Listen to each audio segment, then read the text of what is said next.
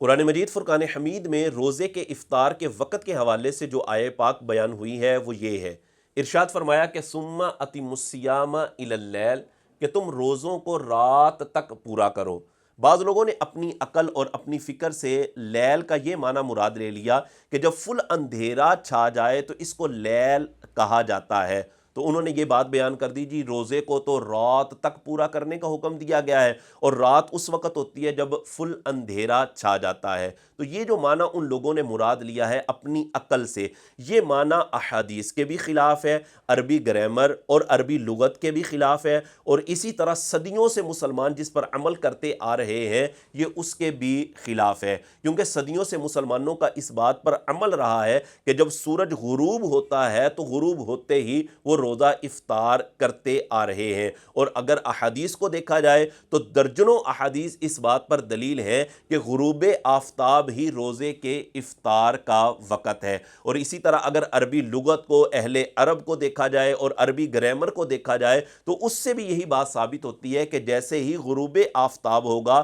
تو روزہ افطار کر لیا جائے گا۔ آج ہم صرف آپ کے سامنے عربی لغت اور عربی گرامر کے اعتبار سے کلام کریں گے۔ عربی لغت کو اگر دیکھا جائے تو لغت کی بہت ہی مشہور و معروف کتاب تاج العروس کے اندر جو لیل کا معنی بیان کیا ہے وہ یہ ہے کہ لیل کسے کہتے ہیں؟ ضد النہاری وحدہ من مغرب الشمس الی طلوع الفجر الصادق، کہ لیل دن کی ضد کو کہتے ہیں، اور اس کی حد یہ ہے کہ لیل من مغرب الشمس یہ سورج کے غروب ہونے سے شروع ہوتی ہے اور الی طلوع الفجر الصادق، اور فجر صادق کے طلوع ہونے تک رہتی ہے۔ سورج کے غروب ہونے سے لیل یعنی رات کا آغاز ہو جاتا ہے اور فجر صادق کے طلوع ہونے تک یہ رات رہتی ہے۔ یہ عربی لغت کی کتاب تاج العروس کے اندر لیل کا معنی موجود ہے۔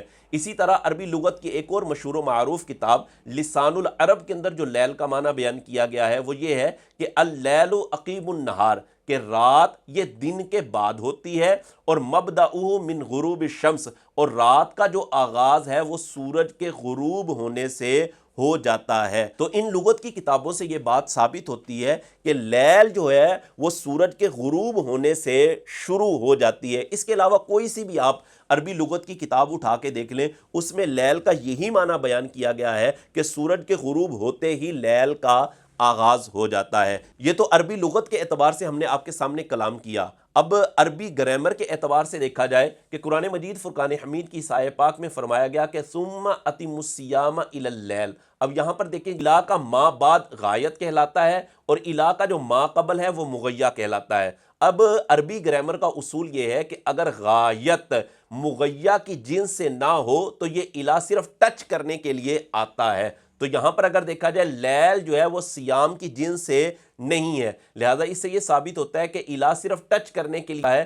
مطلب یہ ہے کہ روزے کو مکمل کیا جائے گا اس وقت جب رات کا بالکل آغاز ہوگا۔ رات جیسے ہی شروع ہوگی تو روزے کو مکمل کر لیا جائے گا، روزے کو افطار کر لیا جائے گا۔